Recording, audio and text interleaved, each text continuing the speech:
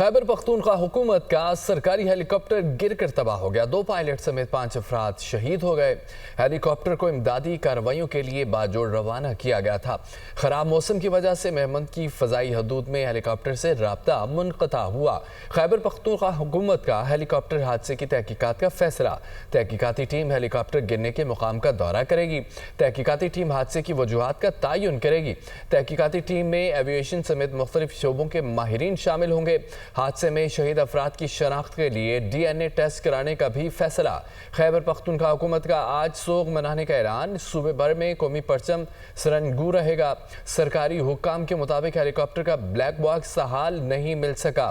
Black box کا data حادثے کی وجوہات جاننے میں اہم کردار ادا کرے گا۔ بلیک باکس سے پائلٹس کی گفتگو سمیت دیگر اہم معلومات حاصل کی جائیں گی۔ ہنگامی حالات میں ہیلی کاپٹر میں سائرن بجنے کے یا نہیں، تفصیل بلیک باکس سے لی جائے گی۔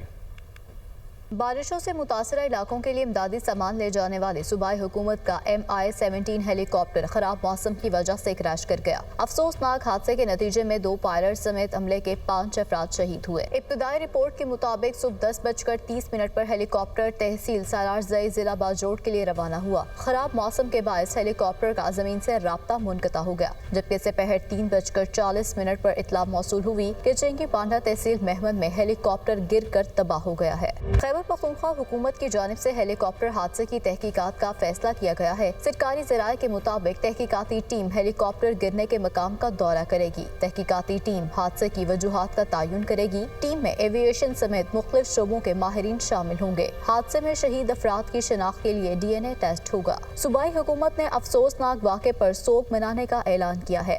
آج صوبے میں قومی پرچم سرنگو رہے گا۔ شہداء کی ڈیڈ باڈیز کو پورے سرکاری اعزاز کے ساتھ سپرد خاک کیا جائے گا۔ اس موقع پر وزیر اعلیٰ خیبر پختونخوا نے اہل خانہ سے اظہار افسوس اور دعا کرتے ہوئے کہا کہ شہداء کے اہل خانہ کے غم میں برابر کے شریک ہیں۔ اللہ انہیں صبر جمیل عطا فرمائے۔ ہیلی کاپٹر عملے نے دوسروں کی جانیں بچانے کے لیے اپنی جانیں قربان کر دیں۔